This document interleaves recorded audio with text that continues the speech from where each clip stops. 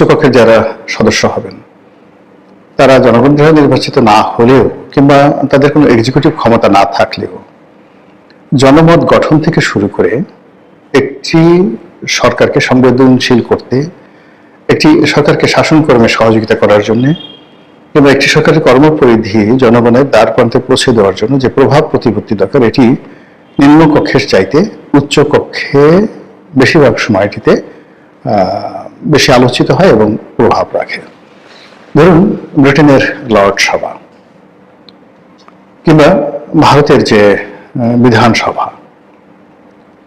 তো সেখানে জানেন যে বিধানসভা এবং লোকসভা কাকে বলে। জনগণের নির্বাচিত যারা তারা লোকসভার সদস্য, আর বিধানসভা হলো উচ্চকক্ষ। তো ভারতের ক্ষেত্রে বা ইংল্যান্ডের ক্ষেত্রে যেটা হয়, সমাজের যে সকল মানুষ নির্বাচন করতে চান না, রাজনীতি করতে পছন্দ করেন না, কিন্তু রাজনীতি নিয়ে তারা চিন্তা করেন, ভীষণ রকম চিন্তা করেন এবং তাদের কথার যথেষ্ট মূল্য রয়েছে, যাদেরকে সুশীল সমাজ বলা হয়। তো এই সকল মানুষ যাদের সঙ্গে বিভিন্ন রাজনৈতিক দলের সখ্যতা রয়েছে বা সম্পৃক্ততা রয়েছে, কিন্তু ওরকম যাকে বলা হয় গতানুগতিক রাজনীতি তারা হয়তো করেন না, কিন্তু তারা রাজনীতির ময়দানে যারা সারাক্ষণ কথা বলেন, তো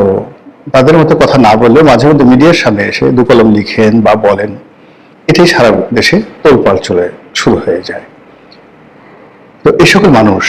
সাহিত্যিক, সাংবাদিক, রাজনীতিবিদ, ব্যবসায়ী, খেলোয়াড়, নায়ক, নায়িকা, তাদেরকে এনে উন্নত বিশ্বে তারা এই একটা উচ্চকক্ষ গঠন করে এবং এদের মাধ্যমে জনমত, মধ্যবিত্ত শ্রেণী, উচ্চ মধ্যবিত্ত শ্রেণী তাদেরকে প্রভাবিত করে, আর যারা সাধারণ জনগণ, আমজনতা তাদেরকে ঐক্যবদ্ধ রাখে।